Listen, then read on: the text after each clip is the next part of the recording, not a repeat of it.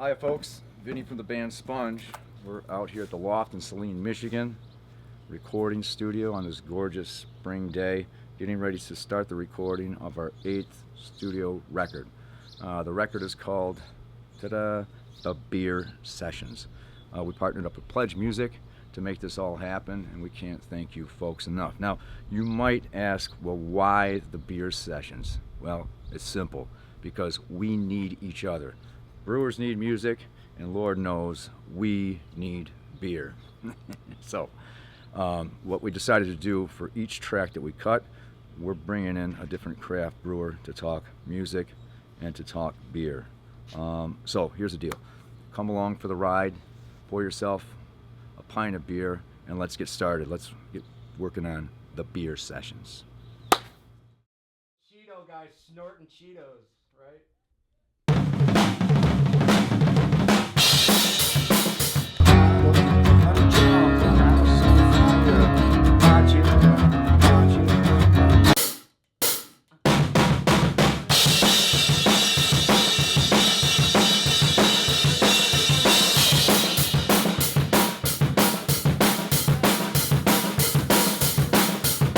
It's cool going up. The horns really come out.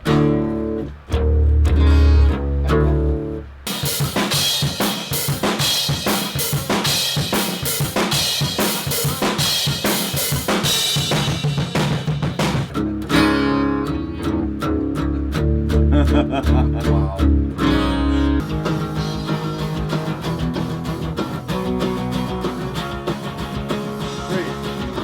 How would I know if everybody lived near the fire and through the sound below?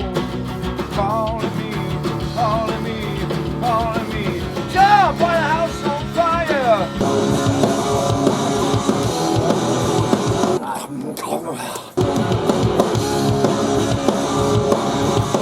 Yeah, so you're up at the last chorus too?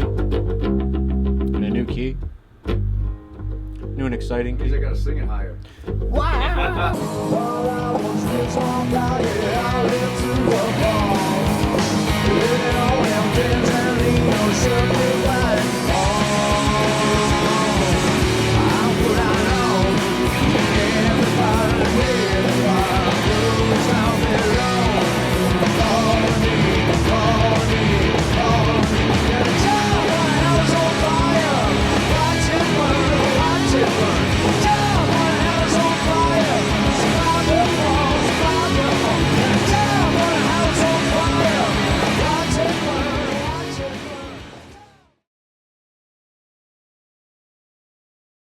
What we're doing is we're kind of rolling back the clock to doing things how we did it, 25 years ago, which was like, you know what, we got an idea, here's the chords, here's the vocal, let's put a tune together, you know?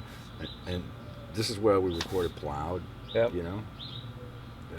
That song was written literally on a Sunday afternoon. I called Tim, owns the Loft, and I'm like, let's record this tune. He goes, well, get here around midnight, so It's my kind of schedule. I like that. That's the way I work. Eric, how long have you been brewing beer?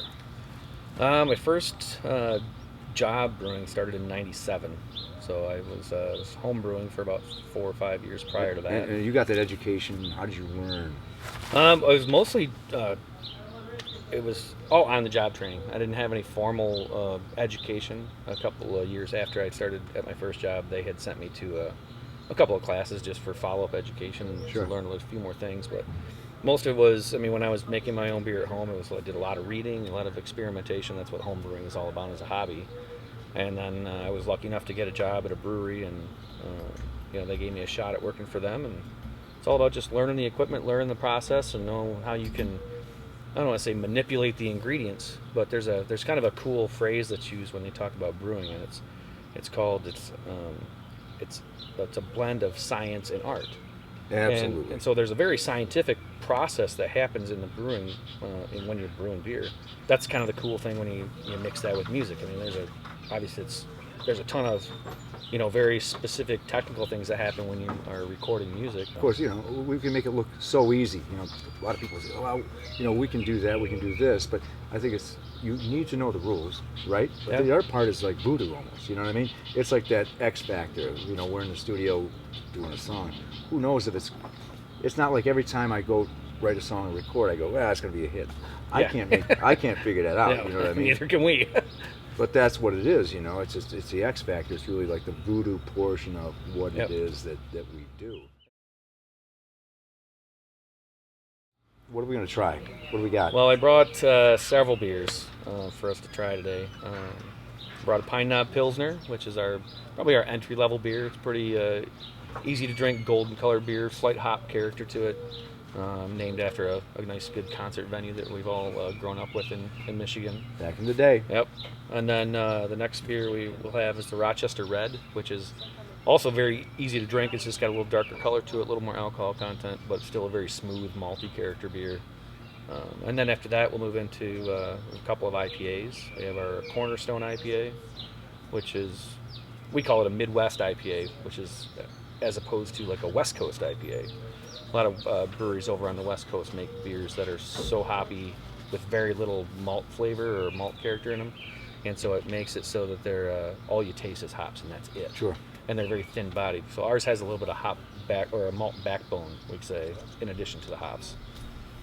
So that we'll have that one to taste. And then we have our double IPA, which is called Newton's Alchemy. It's about almost a 9% alcohol beer, a little more hop character, a little more full-bodied. And then we're going to round out the tasting with a couple of milkshake stouts. Milkshake, as I'm drinking right now, is our flagship beer. So we have our standard milkshake stout that we have available year-round. And then I also have a bourbon barrel-aged version of the milkshake stout. Brand new one, that's what I heard. Yep, that'll be coming out this fall. Wonderful. So- Well, we got the Growing Hay beer of the day.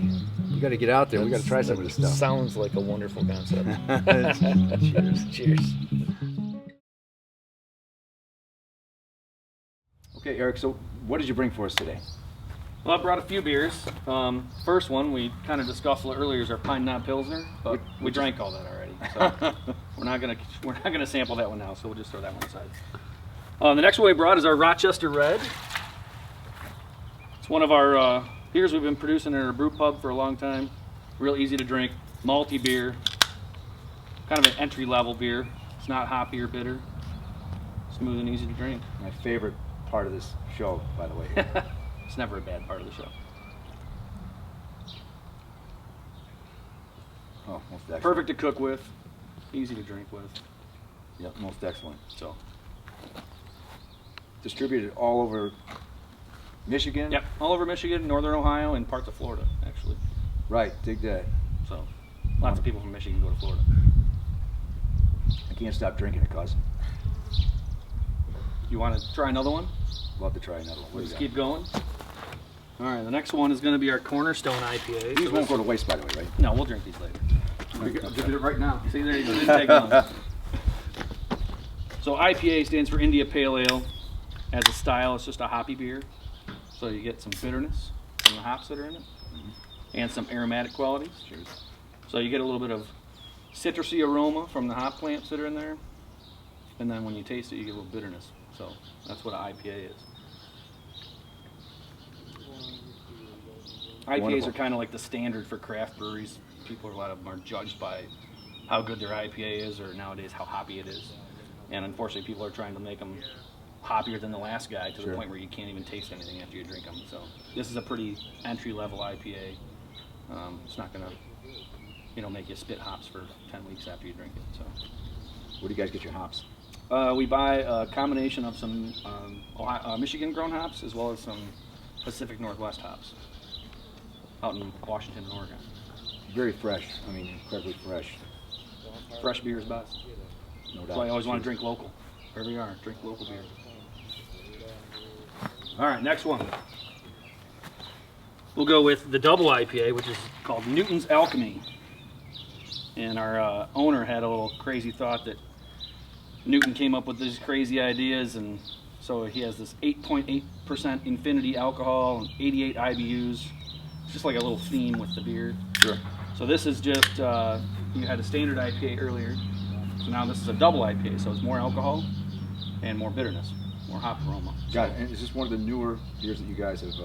This is our seasonal beer that comes out in January and February. Got So it. it's only available for a couple months out of the year. Wonderful.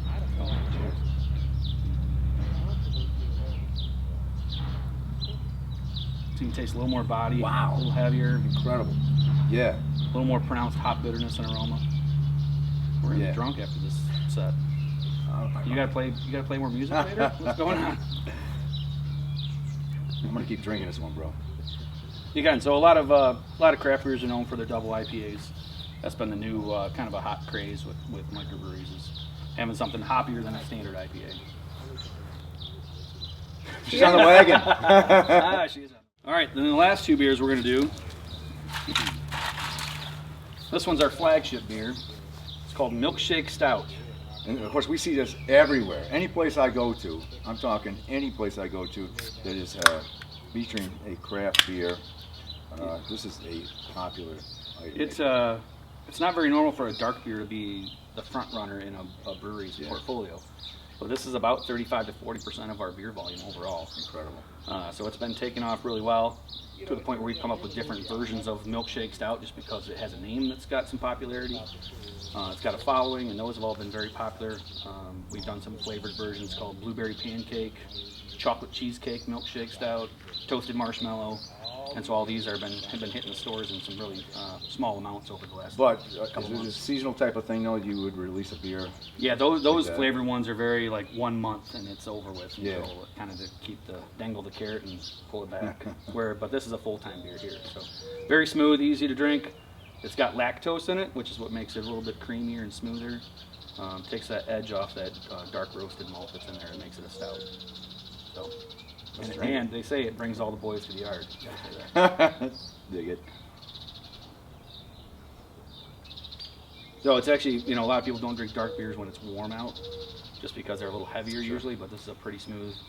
I mean, it's not super heavy. It's only 5.5% alcohol, so it's a pretty easy to drink stout. Yeah, right on. Good for year-round Dynamite. consumption. Just dynamite. And then the last beer is a version of that beer that has been aged in bourbon barrels. So we got the classic silver bullet cans here with no label on them. So only we know what's in there. So we take the milkshakes out and we age it in, I think last time we got 4 Roses barrels from their distillery.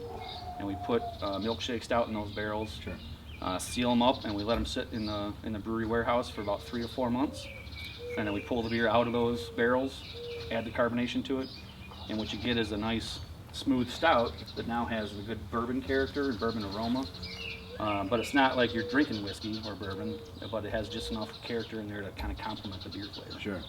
And I've heard that some whiskey companies even purchase those barrels back from brewers to age whiskey again after the beer's been in those barrels. A whiskey that's very near and dear to your heart, Jameson's, that does that. They do a product called Caskmates where they get those barrels back from a brewery after aging a beer in there. Yeah. Put this whiskey back in there so they get a little bit of that beer character in the whiskey. Sure. And this is like spanking brand new, right? Yeah. This has not hit the shelves. Nope. These were actually sample cans for us to put together, Yeah. and I decided to bring some out here today. And then this should be hitting the shelves hopefully in fall, October or November. And we'll have a nice label on it then. Cheers. So I know you like a little bit of whiskey, so maybe this will Get the word on the street. See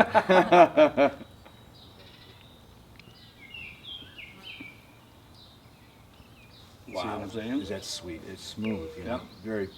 Wow. The good thing is the beer is smooth to start with, and then you add a little bit of that bourbon character on top of it. You can smell it, you can taste it. Wow, what a great cross section of beers you brought. I mean, this is just dynamite. Wonderful. Eric, And this is just a sampling, but it's what we got today. Rochester Mills. Cheers. How's your Sponge Beer Sessions? I love it.